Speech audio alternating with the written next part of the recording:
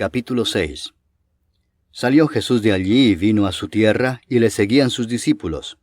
Y llegado el día de reposo, comenzó a enseñar en la sinagoga, y muchos, oyéndole, se admiraban y decían, ¿de dónde tiene estas cosas? ¿Y qué sabiduría es esta que le es dada, y estos milagros que por sus manos son hechos? ¿No es este el carpintero, hijo de María, hermano de Jacobo, de José, de Judas y de Simón?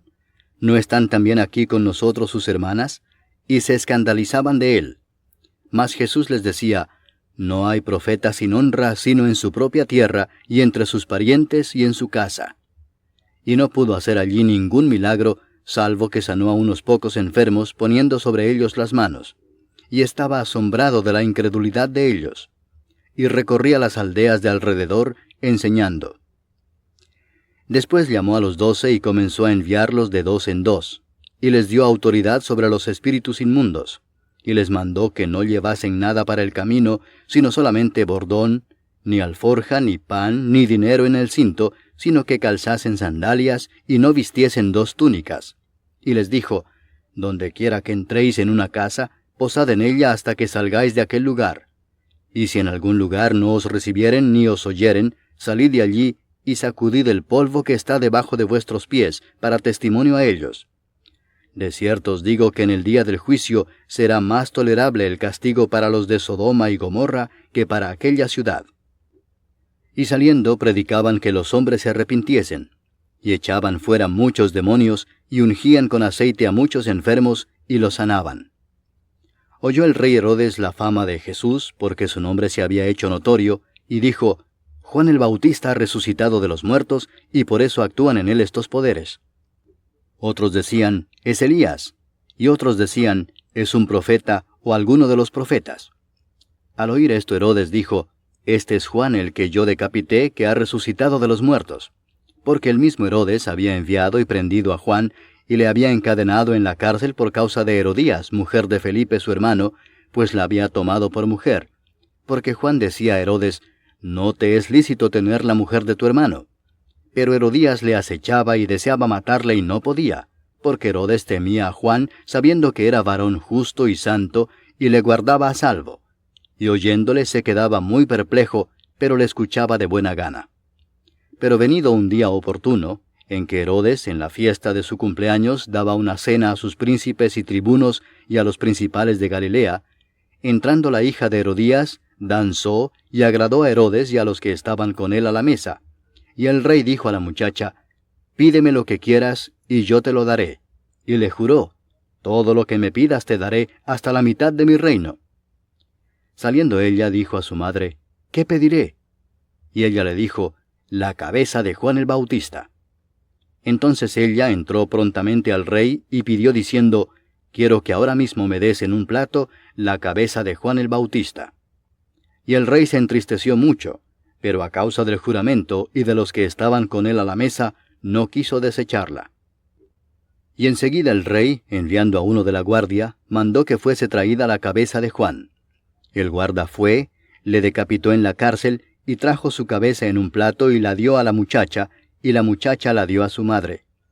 Cuando oyeron esto sus discípulos, vinieron y tomaron su cuerpo, y lo pusieron en un sepulcro.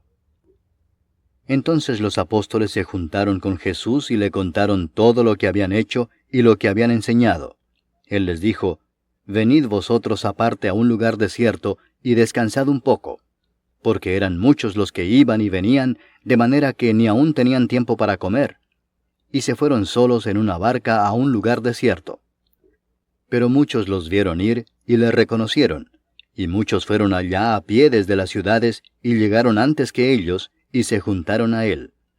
Y salió Jesús y vio una gran multitud, y tuvo compasión de ellos, porque eran como ovejas que no tenían pastor, y comenzó a enseñarles muchas cosas. Cuando ya era muy avanzada la hora, sus discípulos se acercaron a él diciendo, el lugar es desierto y la hora ya muy avanzada. Despídelos para que vayan a los campos y aldeas de alrededor y compren pan, pues no tienen qué comer. Respondiendo él les dijo, dadles vosotros de comer. Ellos le dijeron, que vayamos y compremos pan por 200 denarios y les demos de comer. Él les dijo, ¿cuántos panes tenéis? Id y vedlo. y al saberlo dijeron, 5 y 2 peces. Y les mandó que hiciesen recostar a todos por grupos sobre la hierba verde. Y se recostaron por grupos de 100 en 100 y de 50 en 50. Entonces tomó los 5 panes y los 2 peces, y levantando los ojos al cielo bendijo y partió los panes, y dio a sus discípulos para que los pusiesen delante, y repartió los 2 peces entre todos. Y comieron todos y se saciaron.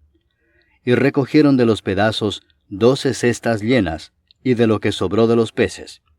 Y los que comieron eran 5000 hombres. Enseguida hizo a sus discípulos entrar en la barca e ir delante de él a Bethsaida, en la otra ribera, entre tanto que él despedía a la multitud.